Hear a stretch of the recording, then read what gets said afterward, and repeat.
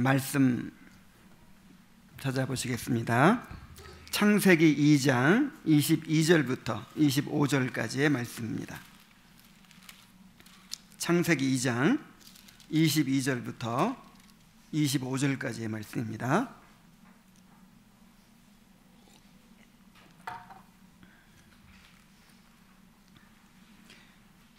여호와 하나님이 아담에게서 취하신 그 갈빗대로 여자를 만드시고 그를 아담에게로 이끌어 오시니 아담이 이르되 이는 내 뼈 중에 뼈요 살 중에 살이라.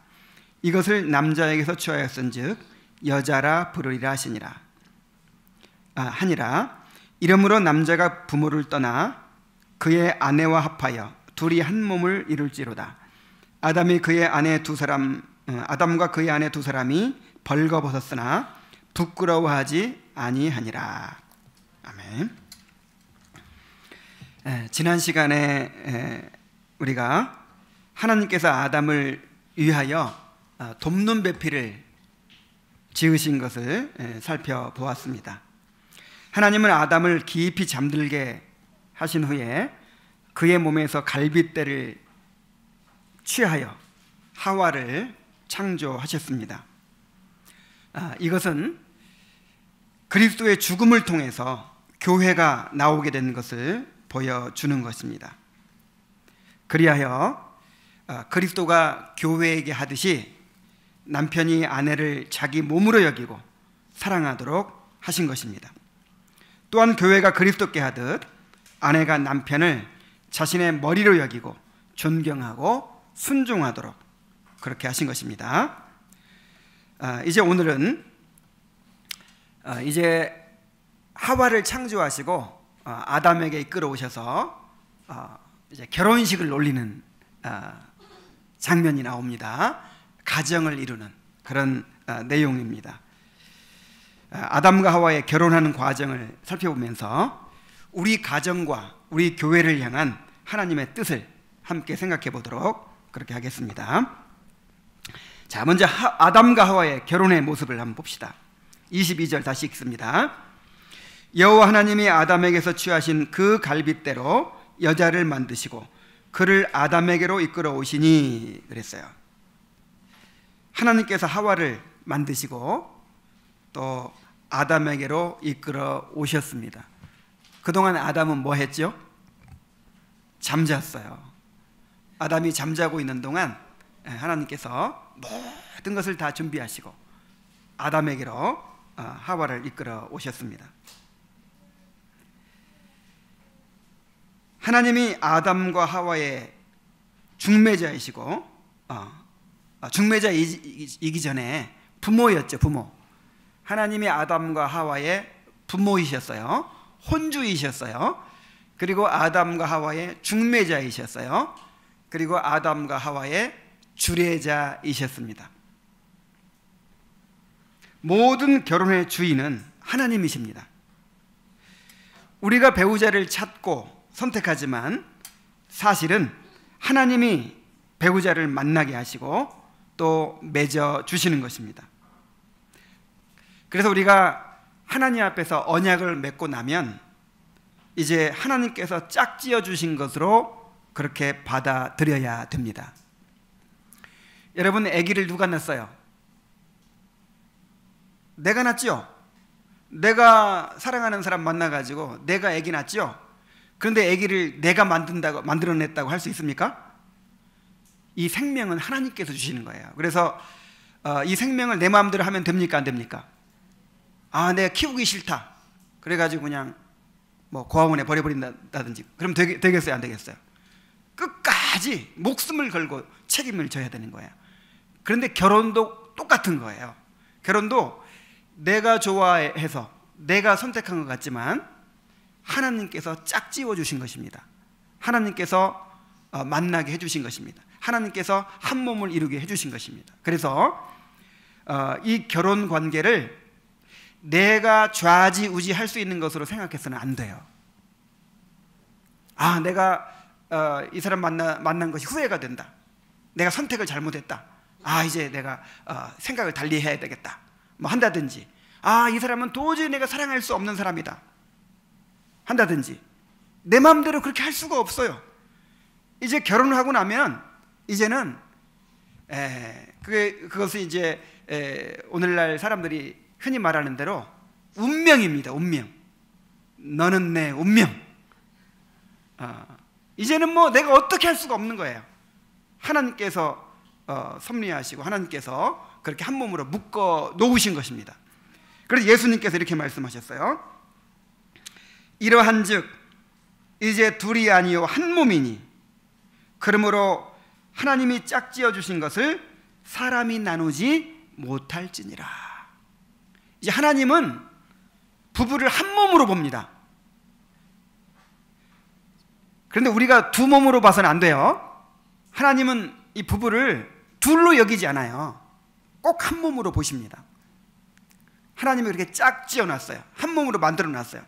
그 사람이 나누면 된다 안 된다? 안 된다는 거예요. 꼭 이혼만 안 되는 게 아니에요. 같이 살아도 그냥 너는 네 인생 살고 나는 내 인생 살자. 같이 자꾸만 이렇게 잘해보려고 하니까 부딪히기만 한다. 그러면서 이 정서적인 이혼 상태로 살아가는 사람이 얼마나 많은지 몰라요. 그렇게 해서는 안 된다는 거예요. 우리는 한 몸입니다. 자, 드디어 이제 결혼식이 이루어집니다. 23절에 아담이 이렇게 이야기를 합니다. 아담이 이르되 이는 내 뼈 중에 뼈요 살 중에 살이라. 이것을 남자에게서 취하였은즉 여자라 부르리라. 이게 이제 결혼 선서와 같은 거예요. 아담이 자고 일어났더니 갑자기 누가 나타났어요? 너무너무 아름답고 너무너무 사랑스러운 완벽한 여인이 나타난 거예요. 아담은 난생 처음 여자를 봤어요. 그리고 여러분, 이 하와가 얼마나 아름다웠겠습니까? 타락하기 전에 하나님께서 최고의 걸작품을 맨 나중에 만드셨다고 했죠? 맨 나중에 만든 존재가 누구예요? 아담을 만들고 그 다음에 그 아담에게서 갈빗대를 빼가지고 이 재료부터가 다르다니까. 그래가지고 최고의 걸작품을 만들어 온 거예요.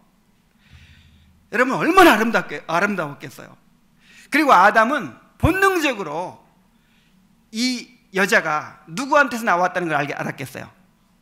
나한테서 나왔다, 이걸 알았겠죠.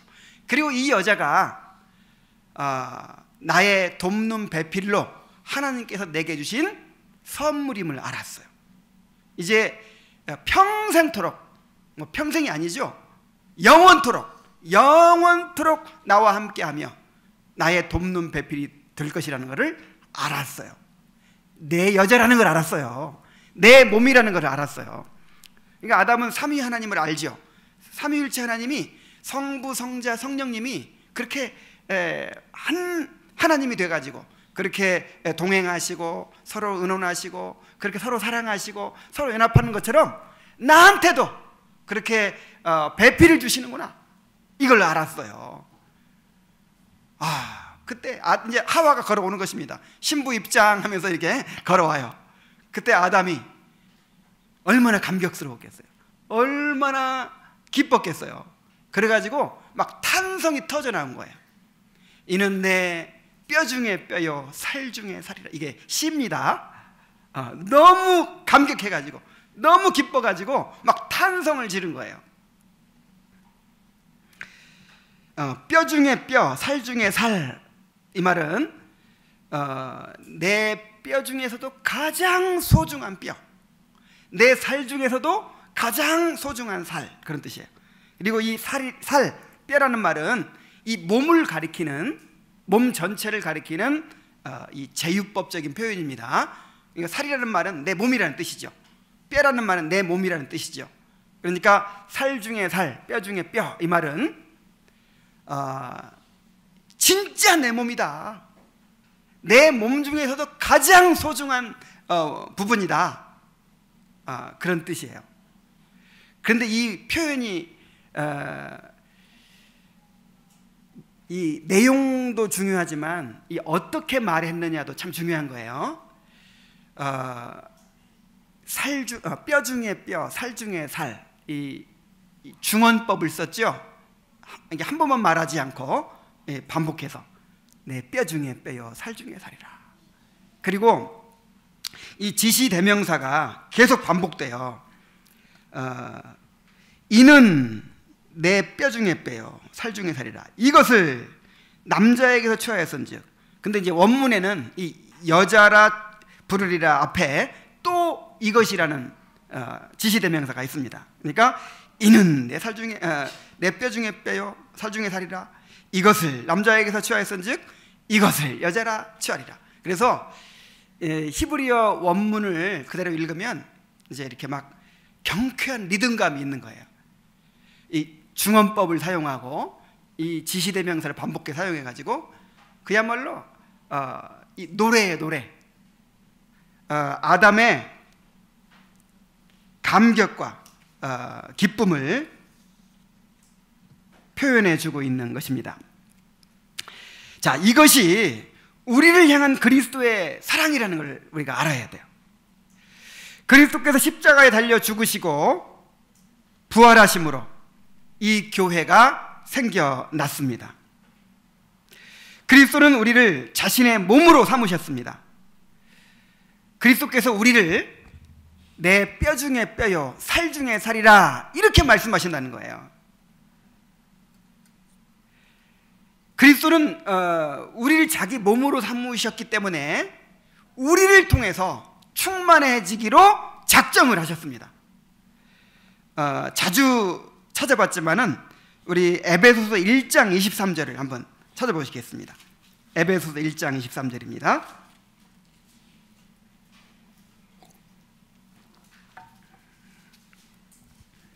자, 이 말씀을 외우세요.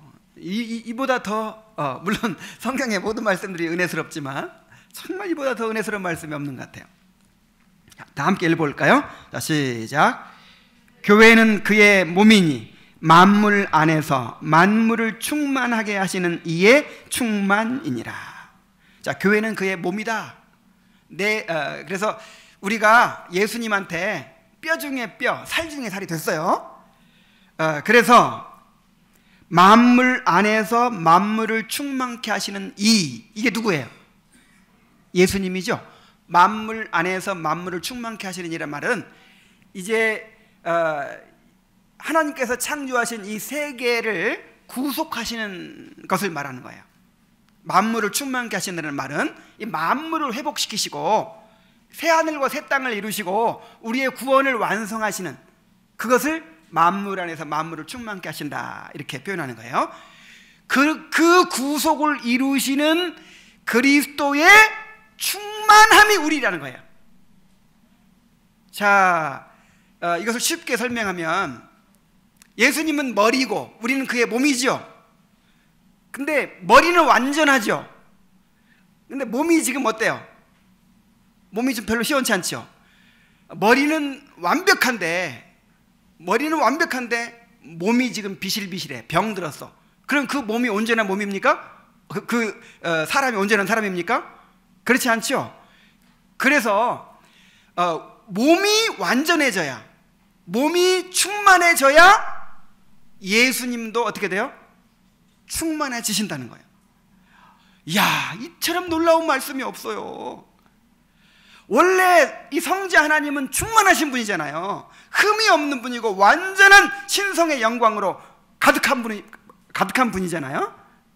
그런데 우리를 몸으로 삼으시는 바람에, 우리와 결혼하시는 바람에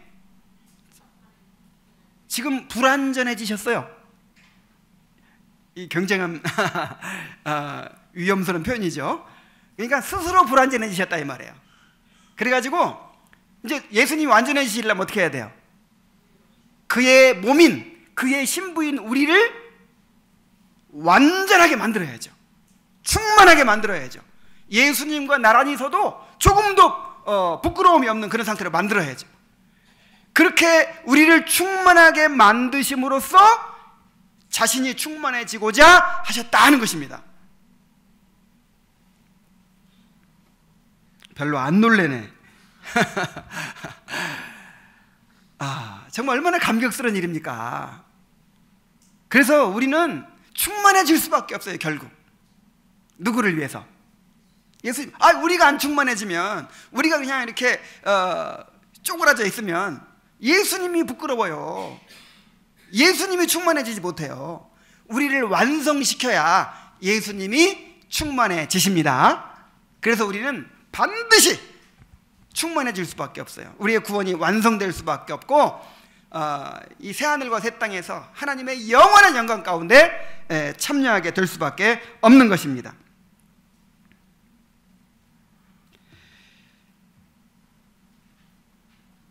그래서 예수님은 우리를 충만하게 하시기 위해서 우리를 자기 몸을 돌보듯이 돌보시고 양육하시고 그렇게 영광스럽게 만들어 가십니다. 그래서 남편이 아내를 이와 같이 사랑해야 된다는 거예요. 자, 이 아내를 바라볼 때 어떻게 바라봐야 돼요? 이 왼수 덩어리 이렇게 바라봐야 돼요? 어쩌다가 내가 이런 사람을 만났나 그렇게 해야 돼요? 그게 아니라 잘났든 못났든 내 뼈 중에 뼈요, 살 중에 살이에요. 다시 말하면 나의 가장 소중한 몸이에요. 그래서 내 몸을 아끼고 내 몸을 가꾸듯이, 내 몸을 돌보듯이 아내를 그렇게 돌보는 거예요. 아내를 양육하는 거예요. 아내를 빛나게 해주는 거예요.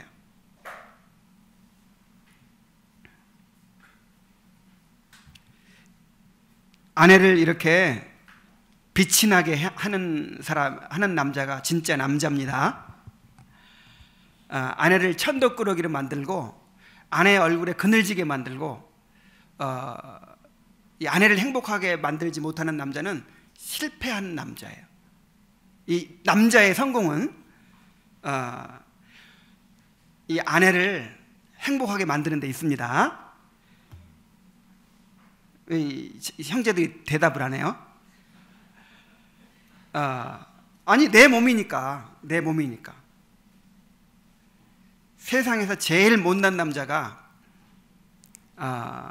정말 자기 아내조차 제대로 못 돌보는 남자예요. 그리고 나서 세상에 나가가지고 뭘 하겠어요?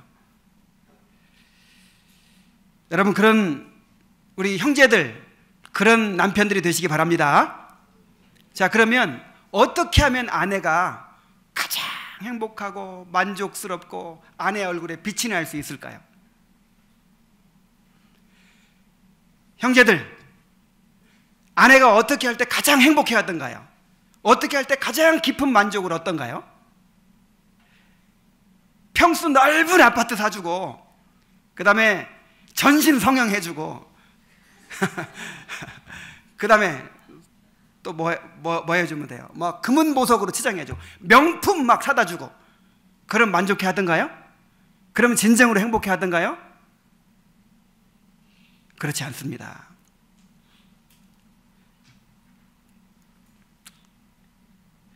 아내를 진정으로 행복하게 해주려면요, 영적으로 채워줘야 돼요. 어떻게? 아내가 하나님을 알도록 해줘야 돼요. 하나님의 사랑을 누리도록 해주어야 합니다.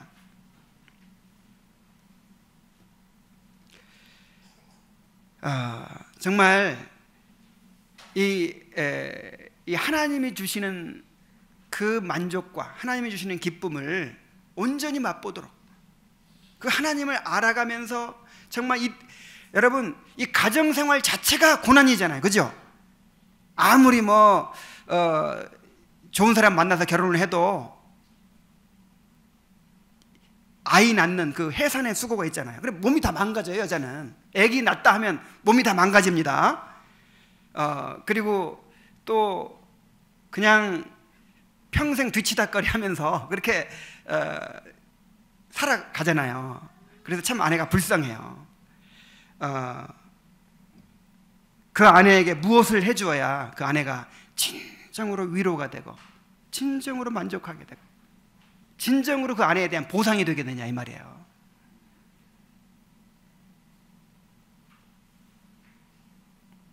예수님께서 이 교회를 정말 영광스러운 교회를 세우시고자 하는 것처럼 하나님 앞에 흠도 점도 없이 주름 잡힌 것도 없이 그렇게 영광스러운 교회로 세워서 그렇게 빛나게 하고자 하시는 것처럼 우리 남편들이 아내를 그렇게 정말 깊은 것을 채워주고 정말 하나님을 알게 해주고 하나님과 온전히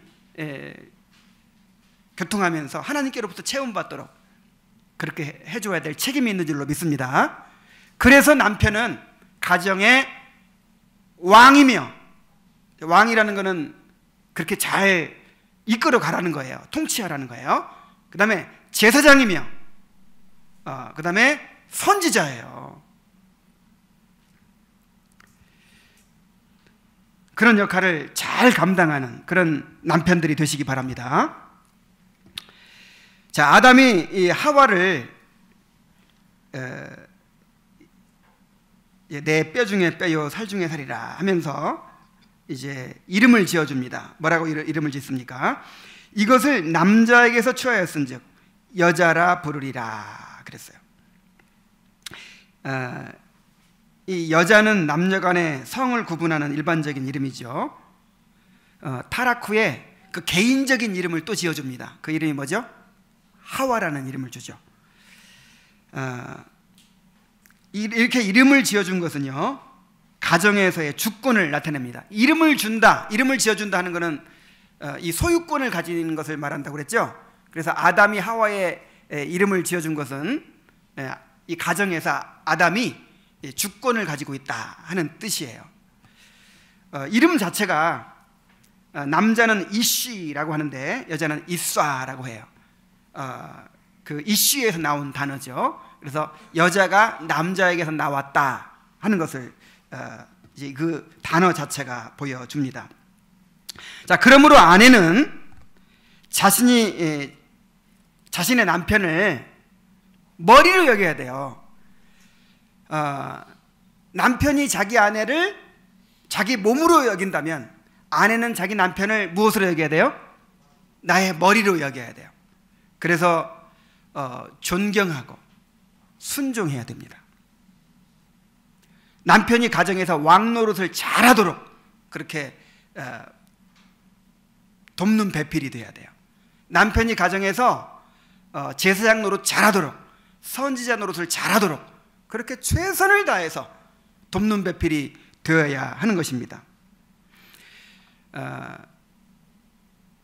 대개 여자들이 먼저 예수님을 믿죠. 그래서 남자들이 이제 이 아내를 따라서 늦게 교회를 나오고 하기 때문에 이 성경도 처음에는 잘 모르고 처음에는 이렇게 신앙 생활에서 이 아내들한테 좀 이렇게 이끌림을 받을 수가 있어요. 그런데 아내가요 정말 잘해서 그 남편을 결국은 제사장으로 세우고 왕으로 세워야 됩니다. 성경에 그런 신뢰가 있죠. 브리스길라와 아굴라 부부. 이 성경에 보면 항상 브리스길라 아굴라 이렇게 나와요. 그 당시에는 여자는 사람 취급도 못 받던 시절, 그냥 물건 취급받던 시절인데 여자 이름을 먼저 말하는 거예요. 항상 브리스길라 아굴라. 그러니까 이제 브리스길라가 먼저 예수를 믿었고 신앙생활을 더 잘했고 이제 남편이 나중에 따라온 거죠. 근데 얼마 지나면요 순서가 바뀌어요. 나중에는 아굴라와 브리스길라 이렇게 바뀌어요. 자, 그렇게 바뀌게 되시기 바랍니다. 여자들이 항상 여자들이 더 관계에 능하기 때문에 돕는 배필로 지음받았기 때문에 신앙생활도 훨씬 유리해요. 훨씬 기도도 더 잘하죠. 남자들은 뭐 할 말도 없어. 근데 여자들은 막 눈물 흘려가면서 기도도 잘하잖아요. 말도 잘해. 말도 그냥 어디 새로운 곳에 가도 여자들은 금방 뭐 애기 이야기하고 남편 이야기하면서 금방 친해지는데 남자들은 뭐 꼬다는 보릿자루야. 아내가 없이는 그냥 어디 심지어 자기 집에도 어려워요. 아내가 있어야 돼. 그래서 아내가 이 돕는 배필의 역할을 그렇게 잘해야 되는 거예요. 남편이 조금 아직 좀 부족하다고 해서 무시하거나 그러면 안 돼요. 누구니까?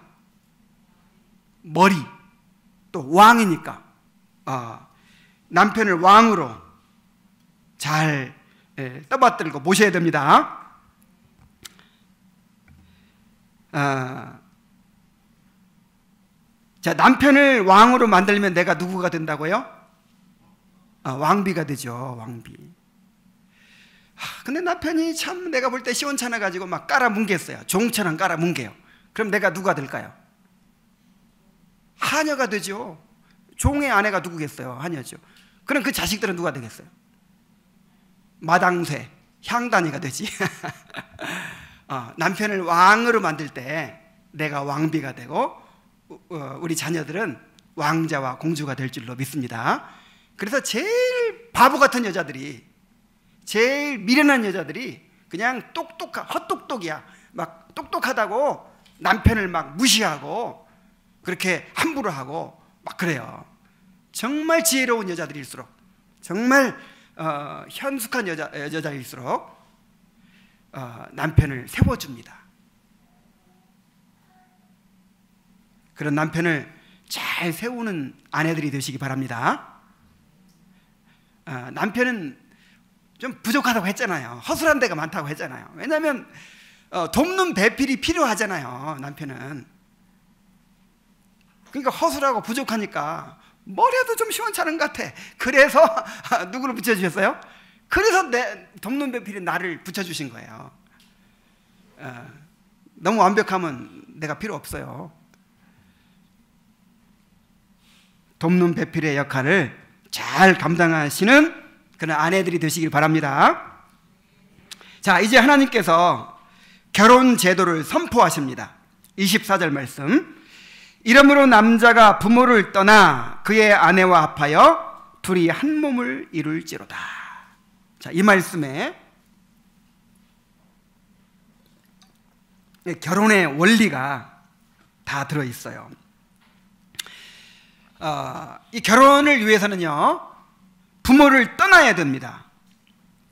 여기서 부모를 떠나라는 말은 부모와 단절하라 그런 뜻이 아니라 부모로부터 독립하라 그런 뜻이에요. 우리가 결혼하고 나서도 부모를 공경하고 효도해야 되겠죠. 그러나 부모로부터 독립해야 돼요. 유아기 때는 애착이 중요하다고 하죠. 애착. 처음에 어린아이가 딱 태어나면요, 최소한 1년간은 완전히 부모와 아이가 하나가 돼야 돼요. 그때는 이 아이가 엄마가 따로 있고 내가 따로 있다는 인식을 할 수가 없어요. 그때는 엄마가 나고 내가 엄마다 이렇게 동일시합니다. 그때는 진짜 애착이 필요한 거예요. 그때 그게 하나님의 사랑의 모형이에요. 그때보다 더 하나님의 사랑이 잘 드러날 때가 없어요. 그래서 한 3살까지는 그렇게 이제 애착이 필요하죠. 그러나 그 후부터는 이제 점점 분리가 일어납니다. 점점 부모에게서 떠나기 시작해요. 조금씩 떠납니다. 젖대면서 떠나고, 그 다음에 유치원 가면서 좀 더 떠나고, 학교 들어가면서 떠나고, 사춘기 맞이하면서 확 떠나고, 그 다음에 청년기 맞으면서, 그 다음에 그냥 많이 떠나고, 결혼하면서 완전히 떠나야 돼요. 우리 인간은 떠나면서 성장하게 됩니다. 자, 어떻게 하면 성장한다고요? 떠나면서. 한번 생각해 보세요. 모든 성장에는 떠남이 있어요. 일단 뱃속에서 나오는 것부터가 떠남이죠. 탯줄이 끊어지고 그 안락하던 자궁 속에서 나오는 그 엄청난 떠남이 있어야 아이가 탄생하는 거예요. 떠나지 않으면 성장할 수 없어요.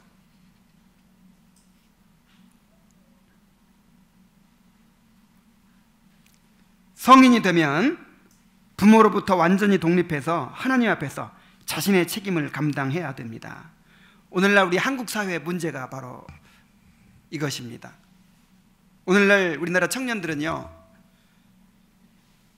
30이 넘어도 부모의 그늘에서 벗어나지 못해요. 요즘 부모들은요 무슨 대학교까지 찾아다닌대요. 그런 부모가 있대요. 심지어 직장까지 찾아다니는 부모가 있다는 거예요. 부모가 모든 것을 이렇게 다 해주려고 하는, 정말 이거는 완전히 잘못된 거예요. 아이를 잘못 키운 거예요. 그게 사랑이 아닙니다. 사랑이 뭐죠? 떠나 보내는 게 진짜 사랑이에요. 그러니까 내가 끝까지 다 뭔가를 해줘야 된다고 생각하고 끝까지 놓지 못하는 거는, 이거는 이 소유욕이에요. 이건 사랑이 아니에요. 집착이에요. 나로부터 독립해서 더 넓은 세계로 가게 만들어주고, 더 좋은 스승들을 만나게 해주고, 이제 스스로 살아가도록 그렇게 만들어주는 것이 사랑인 것이죠. 자녀는 부모의 소유가 아니라 잠시 하나님께서 맡기신 그런 손님이라는 것을 알아야 됩니다. 그래서 이제 결혼하면 더 이상 그들을 자신의 아들이나 딸로만 여겨서는 안 돼요. 이제는 한 여자의 남편으로, 한 남자의 아내로 그렇게 여겨야 됩니다. 이 세상에서 가장 가까운 관계가 무슨 관계죠? 부모 자식 관계입니까? 그렇지 않아요. 부부 관계입니다. 부모 자식은 몇 촌이에요? 1촌이지 1촌. 형제는 2촌. 부부는, 부부한테 촌수가 어디 있습니까? 한 몸인데, 네가 나고 내가 넌데, 부부는 완전히 한 몸인 거예요. 그래서 이 한 몸 사이에 어떤 관계도 끼어들어서는 안 돼요. 부모도 끼어들어서는 안 되고 자식도 끼어들어서는 안 되고, 이 부부 사이는 어떤 것도 방해해서는 안 돼요. 하나님 외에는 어떤 것도 끼어서는, 어떤 사람도 그 사이를 끼어들어서 방해해서는 안 되는 것입니다. 온전한 하나가 돼야 돼요. 그래서 이제 예전처럼 결혼하고 나서도 부모가 자식들을 주장하려고 하고, 또 부부 사이에 개입하려고 하고, 그래서는 안 되는 것이죠. 그래서 저도 이제 떠나보낼 때가 거의 돼가잖아요.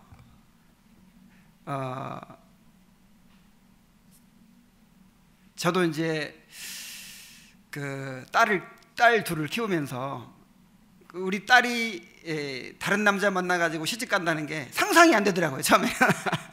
그 생각만 하면 생각하기도 싫어요.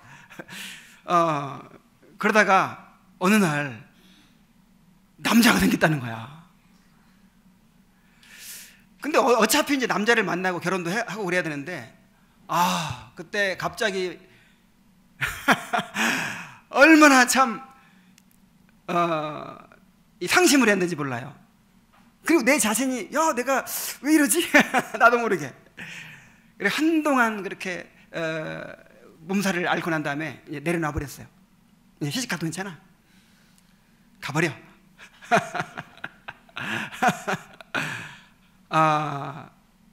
이렇게 내려놔야 돼요. 그러면서 느낀 게 뭐냐면, 그러면서 부모가 성장하는 거예요. 또 그러니까 이 청년의 때는 떠나면서 성장하고, 그 다음에 부모가 되면 떠나보내면서 성장하는 거예요. 결국 끝까지 나와 함께 하실 분은 하나님밖에 없어요. 우리 부모도 이제 곧 떠나십니다. 그리고 우리 자녀들도 떠날 거예요. 지금은 뭐 맨날 엄마 막 껌딱지처럼 달라붙고 하죠. 조금만 있어봐요. 엄마보다 친구가 더 좋아요. 이제 뭐 아빠보다 애인이 훨씬 더 좋아. 그리고 이제 독립해 가는 거예요. 그러면 누구만 남아요? 아내만 남죠. 남편만 남죠. 근데 아내 남편도 뭐 영원한 관계가 아니에요. 임시적인 관계입니다. 이 땅에서만, 이제 이 땅에 같이 살 동안만 임시적인 관계예요. 영원한 관계는 하나님밖에 없습니다. 그래서 여러분 잘 생각하셔야 돼요. 노후 이 노후 생활을 잘 준비해야 돼요. 지금은 빨리 죽지도 않아. 직장은 한 60대면 이제 끝난다고 하는데, 살기는 지금 요즘 돌아가시는 분들이 막 90세에 돌아가시더라고요. 큰 병 없으면. 그러면 이 젊은 세대들은 몇 살쯤까지 살까요? 한 100살은 살 것 같아요. 그 긴 세월 뭐 하면 사시겠습니까? 정말 그 하나님을 알아가는 사람은요, 하나님과 관계를 맺고 하나님을 알아가는 사람은 정말 그 노후가요 외롭지 않을 거예요. 점점 더 하나님을 깊이 알아가면서 점점 더 풍성해질 거예요. 더 지혜로워질 거예요. 더 풍성해질 거예요. 근데 그 하나님을 알아가는 그런 신앙 없이 교회를 다녀도 그런 목적이 없는 분들 있죠. 그냥 형식적으로 다니는 사람. 도대체 어떤 보람으로 또 무엇을 위해서 살아가게 될지 모르겠어요. 이 파고다 공원 같은데, 이 종로 3과 이 지하철역 같은 데 가면요, 노인들이 그냥 의자에 그득히 앉아 있어요. 파고다 공원에 가서 앉아 있어요. 뭐 장기도 두고 뭐 고스톱도 치고 하는데, 참 그런 분들을 보면서 내가 어떻게 늙어가야 될지 그런 생각을 해봅니다. 여러분, 하나님을 붙잡으시기 바랍니다. 하나님을 나의 방패요, 나의 상급으로 붙잡으시기 바랍니다. 그래서 하나님을 즐거워하는 사람이 되세요. 하나님을 나의 기쁨으로 삼고 나의 즐거움으로 삼고 하나님을 나의 영원한 친구로 삼는 그런 사람이 정말 행복한 삶이 될 것입니다. 떠나 보내야 된다는 거예요. 자, 이렇게 부모를 떠나라고 했어요. 그 다음에 어떻게 하라고 했습니까? 그의 아내와 합하여 그랬죠. 연합하라는 것이죠. 자, 지금까지는 부모의 자녀로서 부모의 보호와 통제 가운데 살았어요. 부모가 최우선의 관계였어요. 그러나 이제 결혼하면 남편과 아내가 연합해야 됩니다. 이제는 한 남자의 아내로, 한 여자의 남편으로 살아야 합니다. 세상에서 가장 가까운, 뗄 수 없는 관계로 그렇게 살아야 합니다. 그리고 이 연합하라는 말에는 영적으로 연합하라는 것이고, 또 정신적으로도 연합하라는 것이고, 그 다음에 육체적으로도 연합하라는 거예요. 성적인 연합까지를 포함하고 있는 것입니다. 두 사람의 연합은 성적인 결합으로 극치를 이루게 됩니다. 성은 부부의 연합과 즐거움을 위해서 하나님이 창조하신 거예요. 성경에 아가서가 있죠. 아가서 읽어보셨습니까? 19금처럼 온갖 성적인 표현들이 가득합니다. 아가서에 보면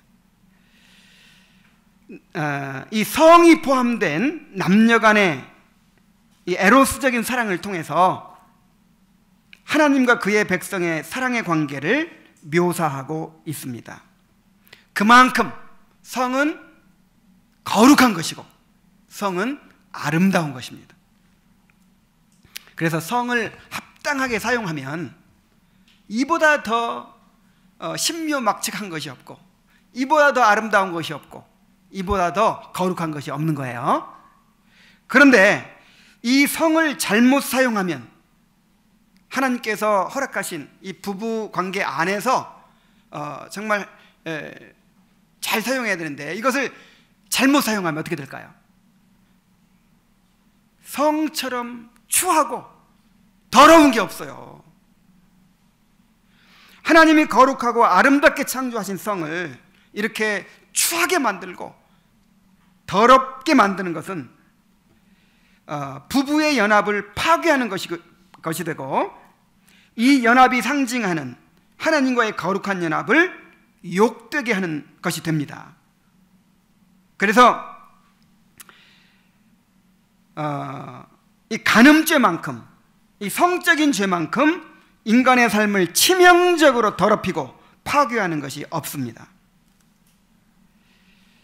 이 성경에서 가장 많이 그렇게 이제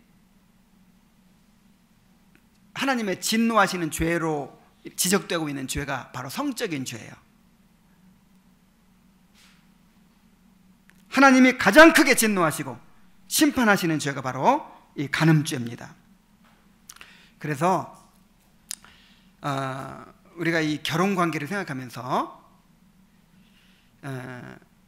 오늘날 완전히 성적인 타락이 극에 달하고 있죠.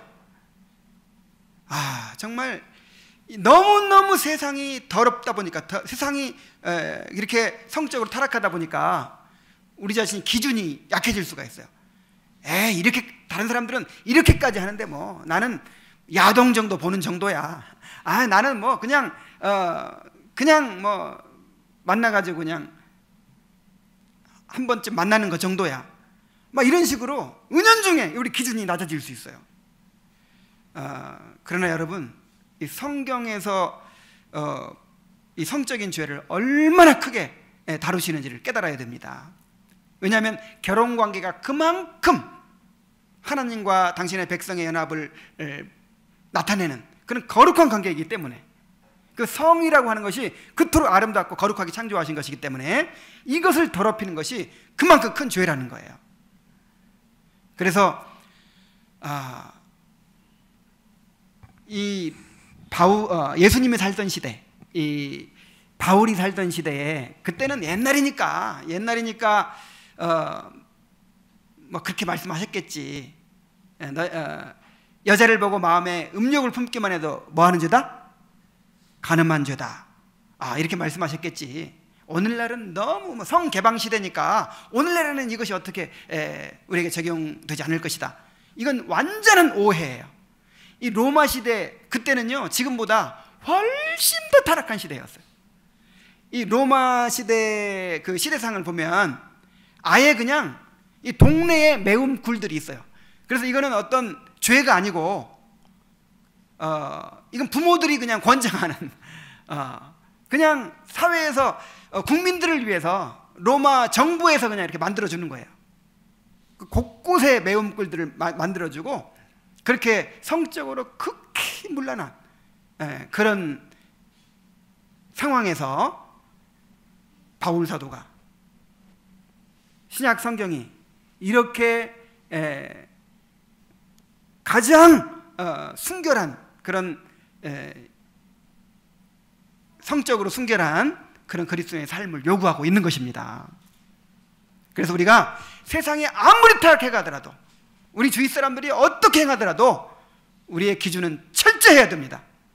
말씀에 따라서 이 성을 거룩하게 보존하고 또 지켜가야 될 줄로 믿습니다. 우리 마음으로부터 성적인 순결을 지켜야 될 줄로 믿습니다.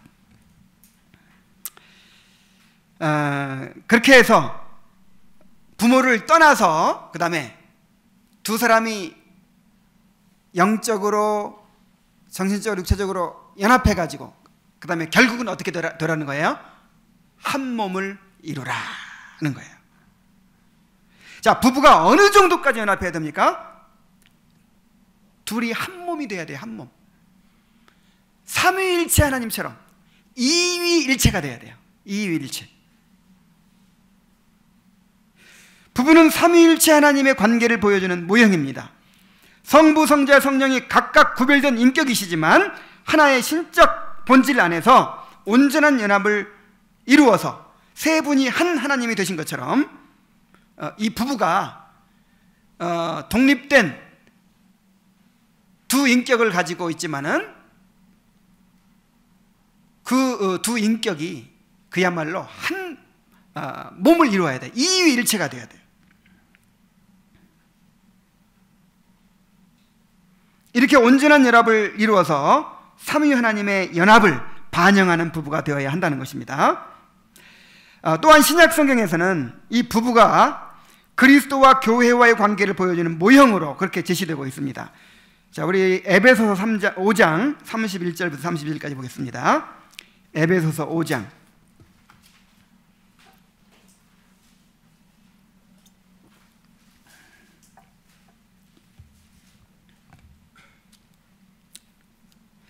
그러므로 사람이 부모를 떠나 그의 아내와 합하여 그 둘이 한 육체가 될지니 이 비밀이 크도다. 자, 사람이 부모를 떠나 그의 아내와 합하여 그 몸이 한 육체가 될지니, 이거는 이제 결혼 얘기잖아요, 결혼. 근데 결혼 얘기를 하더니 갑자기 뭐라 그래요? 이 비밀이 크도다. 그러니까 이 부부 관계에는 비밀이 숨어 있다는 거예요. 비밀이. 하나님의 신비가 들어있다는 거예요. 그게 뭡니까? 나는 그리스도와 교회에 대하여 말하노라. 이 부부관계는요, 그리스도와 교회와의 관계를 보여주는 모형이라는 거예요.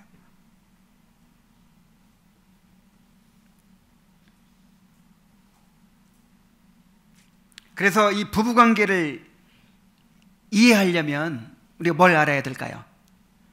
그리스도와 교회와의 관계를 알아야 돼요. 그리고 그리스도와 교회의 관계를 잘 알려면 뭘 보면 돼요? 부부관계를 보면 돼요.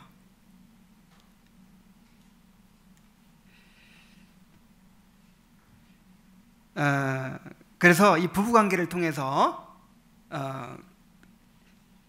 이 그리스도와 교회와의 관계를 알아가고, 또 그리스도와 교회 관계를 통해서 우리 부부관계를 알아가야 돼요. 또 이 부부관계를 통해서 그리스도와 교회의 관계를 드러내야 돼요.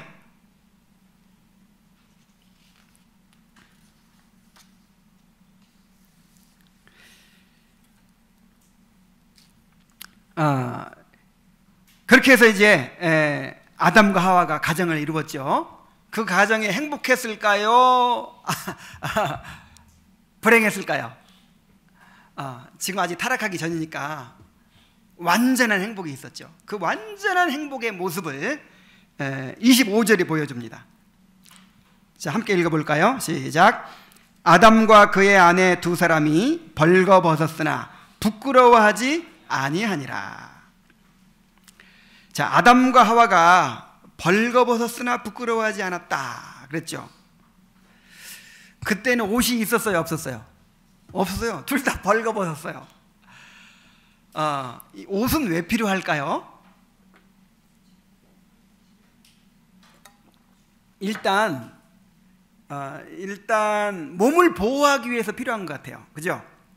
이 옷이 있어야 이런 날카롭고 막 이런 거친 것으로부터 보호하고, 또 추위와 더위로부터 보호하고, 그렇죠? 자, 몸을 보호하기 필요하고, 그 다음에 옷을 또 왜 입어요?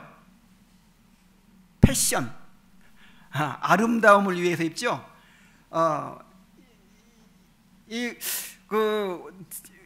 저는 아내가 그래요. 양복을 입어야 사람 같대요. 그냥 아무렇게나 입고 있든지 그러면은 어떨 때는 똘마니 같대요. 이 옷이 날개입니다, 그죠? 그래서 우리 부족한 부분을 가려주고 그렇게 좀 더 멋있게 우리를 드러내죠. 아름답기 위해서. 근데 또 왜 입어요, 옷을? 부끄러움을 가리기 위해서 입어요. 옷 다 벗으면 어떻게 돼요? 부끄럽죠. 수치스럽죠. 그런데 이 육체만 수치스러운 게 아니라 이 영적인 수치가 육체를 통해 표현되는 거예요. 이 처음에는 죄가 없었기 때문에 환경이 일단 완전했어요. 그죠? 그냥 아무데나 막 뒹굴어도 몸이 상하지 않는 거예요. 환경이 완전했고, 그 다음에 하나님의 영광을 입고 있었어요. 하나님과 그 모세가 40일 동안 하나님과 교제하고 내려왔더니 어떻게 됐어요? 빛이 번쩍번쩍 나가지고 사람들이 잘 못 쳐다봤죠. 타락한 이후에도 그런 일이 있는데, 그 아담과 하와는 하나님과 교제하면서 사니까 어떻게 됐겠어요? 그냥 하나님의 영광으로 옷을 입고 있는 거예요. 그래서 뭐 아름답게 치장할 필요가 있을까요, 없을까요?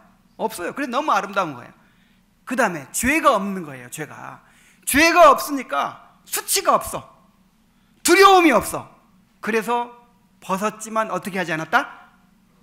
부끄러워하지 않았다. 이 부끄러움은 죄가 들어오면서 시작된 것입니다. 아담과 하와는 죄가 없었기 때문에 그때는 그야말로 순수의 시대죠. 완전한 시대. 그래서 아담과 하와는 어떠한 두려움도 부끄러움도 없었어요. 두 사람이 서로 완전히 연합한 가운데서 완전한 사랑과 평화, 기쁨과 행복을 누릴 수가 있었어요. 완전한 가정이었죠.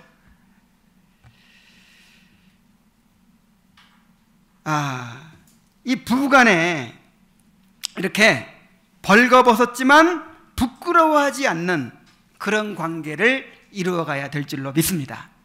뭐 우리는 불완전하지만 이제 그 목표를 향해 나아가야죠. 내 몸을 그대로 드러낼 수 있는 유일한 대상이 누구예요? 내 남편, 내 아내예요. 그런데 꼭 몸만이 아니라 자신의 모든 것을 있는 그대로 드러내고 서로 용납하고 서로 나눌 수가 있어야 됩니다. 그런데 부부간에 공유할 수 없는 게 있어요. 나누어지지 않는 게 있어요. 부부간에 두려워하는 게 있어요. 이거를 드러내면 나를 어떻게 생각할까? 이런 것이 부부간에 있어요. 부부간에 자기를 가리웁니다. 자기 모습을 막 가려요. 부부간에 서로 방어합니다. 막 자존심 안 다치려고 하고 상처 안 받으려고 막 조심하고 자기를 막 가리고 갑옷을 입어요. 자, 이렇게 서로 벌거벗지 못하고 부부가 산다면 얼마나 불행한 일입니까? 자신을 있는 그대로 드러내면서도 부끄러워하지 않을 수 있는, 전혀 두려워하지 않을 수 있는 그런 사랑과 신뢰의 관계가 이루어져야 할 줄로 믿습니다. 자, 이것이 어떻게 해서 이루어질 수 있을까요? 하나님 안에서 영적으로 하나 될 때에만 가능합니다. 믿습니까? 이 부부간에 벌거벗을 수 있는 것은 하나님 안에서 영적으로 하나 될 때에만 가능한 거예요.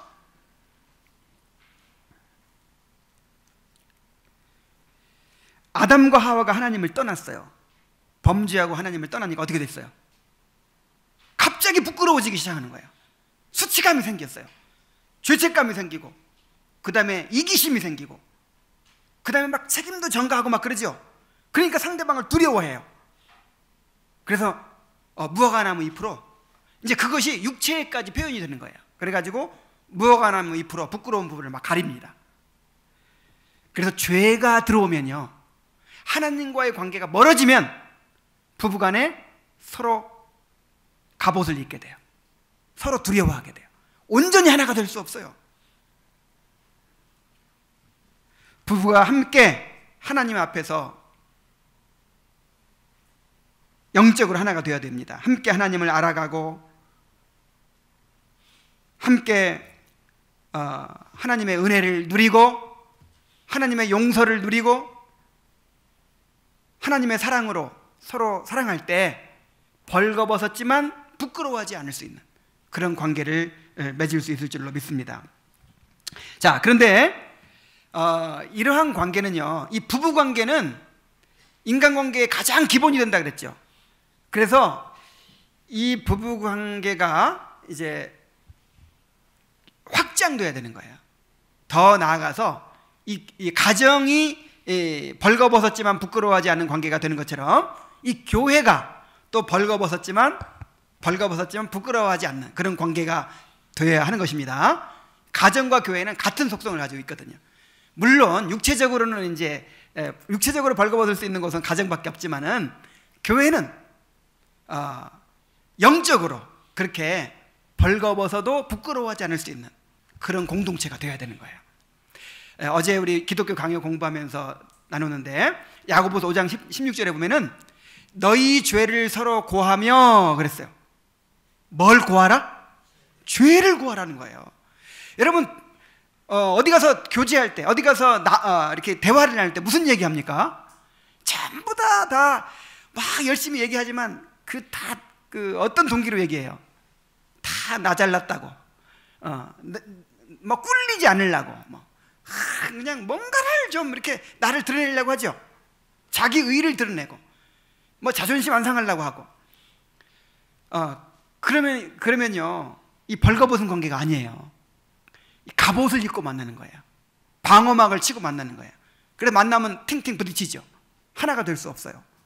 그런데 교회는 어떤 곳이라고요? 너희 죄를 서로 고하며 자신의 부족함도 나눌 수 있고 심지어 자기의 죄도 나눌 수 있는 곳이에요.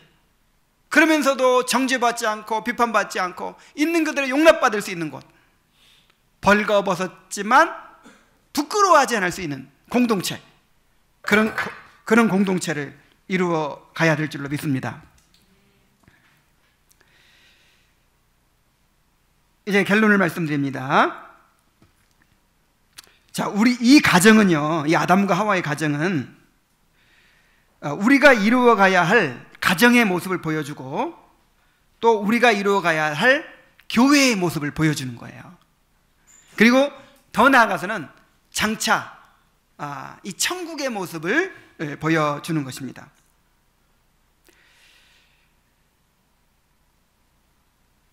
그래서 하나님께서 교회에게 주신 모든 명령들이 가장 먼저 적용되는 것이 어디예요? 바로 가정이에요. 가정. 성령의 충만을 받으라, 피차 복종하라, 서로 용납하라, 서로 용서하라, 오래 참으라, 자기를 부인하라, 십자가를 지라, 원수를 사랑하라, 즐거워하는 자들로 함께 즐거워하고 우는 자들로 함께 울라, 비판하지 말라, 용서하라, 사랑하라. 이게 교회에 주신 명령인데, 그죠? 교회에 주신 명령인데 그것이 가장 먼저 실행되어야 할 곳이 어디입니까? 가정이에요. 가정.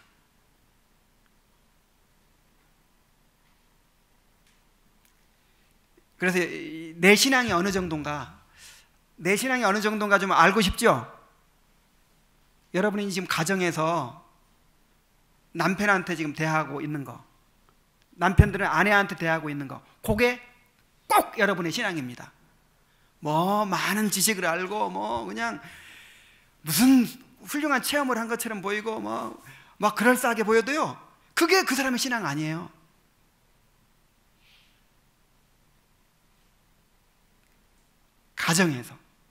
가정에서 실천되는 것입니다. 그리고 가정에서 이러한 명령들이 실천이 되고 가정에서 그렇게 이제 하나님의 뜻이 이루어질 때 그 가정이 결국 교회잖아요. 그 가정들이 모인 곳이 어디예요?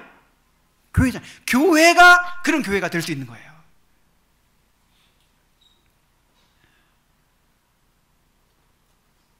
하나님께서 창조하신 이 가정의 목적을 바로 알고 우리의 가정과 영적인 가정인 우리의 교회를 하나님의 말씀의 원리 위에 그렇게 바로 세우는 그런 성도들이 될 수 있기를 간절히 바랍니다.